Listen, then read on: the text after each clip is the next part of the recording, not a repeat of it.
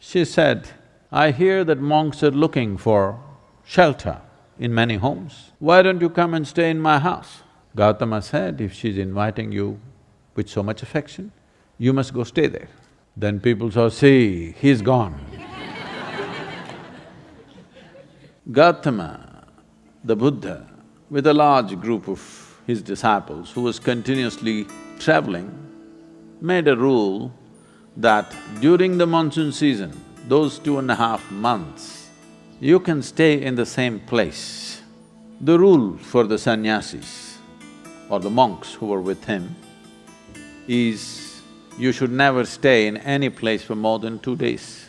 Normally, the monks were sheltered in many homes, so this rule he passed, more than 2 nights you don't stay in one house because it will be too much of a burden for the host. They are housing 10 people, you don't stay there for a month. 2 days, it should have been 1 day. 2, because you have walked a long distance and come, bit of recovery time. But during the monsoon season, he said, up to 2 to 2.5 months you can stay in one place because walking through the jungles of that region during the monsoon season would be treacherous and many would lose their lives. So this is a time like that, they stayed in a large town and they were spread across in many homes. The monks went out to get their alms from the people. Ananda or Ananda Tirtha, as he was known, who happened to be Gautama's elder brother before his monkhood, went out and there was a courtesan or a prostitute in the town. She gave him alms, looked at him, a handsome young man, tall and straight. She said, "I hear that monks are looking for shelter in many homes. Why don't you come and stay in my house?" Ananda said, "I have no issue, but I must ask the Buddha as to where I should stay." Then she became really taunting. She said, "Oh, you're going to ask your guru? Go and ask him, let's see what he says." So Ananda brought what he had collected for the day.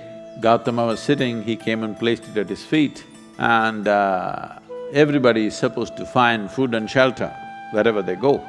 Ananda asked, "Like this lady is inviting me, can I stay there?" Gautama said, "If she's inviting you with so much affection, you must go stay there." The townspeople who were sitting here, they said, "What? A monk is going to go and stay in a prostitute's home? This is it." This spiritual process has become corrupt. Gautama looked at them and said, "Why are you so worried? The lady is inviting him. Let him stay, what is the problem?" They all started getting up and started shouting.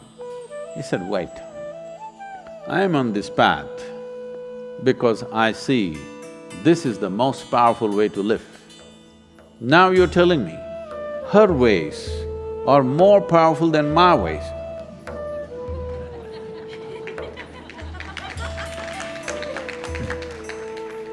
If that is the truth, I will also go and join her.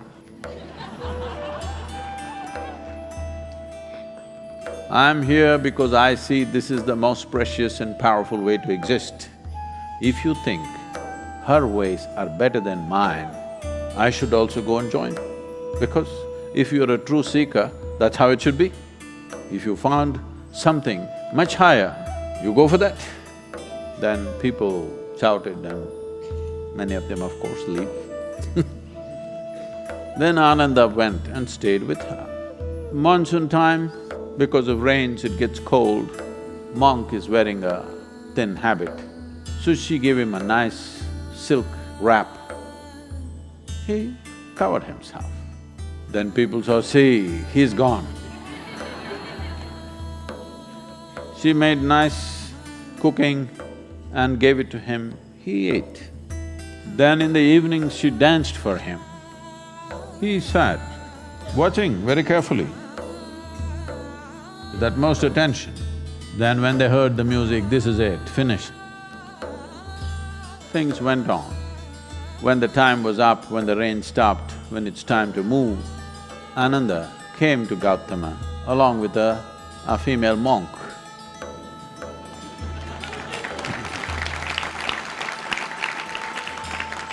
So, the power of being on the path of truth has been there, but has been many times at its height, but never got mainstreamed. I see that today, because of our ability to communicate, because of the tools of technology, the natural longing, the innate longing in a human being to find truth. This is not a thought thing. This is not something that been taught to people that you must seek truth. It is natural for human intelligence to seek what is highest. If you are given an option, any human being, given an option, either to be here or there, he will always say, I want to be there. Right now he may be caught up here, but aspiration is to go to whatever is the highest. It is just that we have to show him that there are better highs than getting drunk, there are better highs than drugs, there are better highs than being caught up in social drama, there are better highs than being better than someone else. We just have to show it to him, we have to make him understand there is a better high.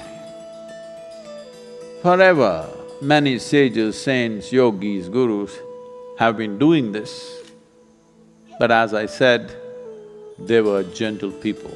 They didn't have a voice like me.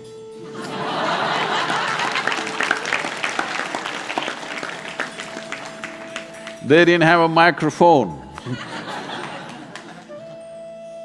They didn't have tools with which they could speak to somebody there. They could only speak to people here. In spite of that, they did tremendous things. For their times, many of them did tremendous things out of sheer grace and energy. Millions of people around them, they transformed.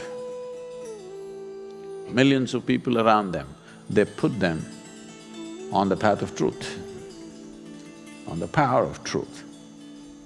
But a time has come where our ability to communicate is such, we can make truth slip through every door.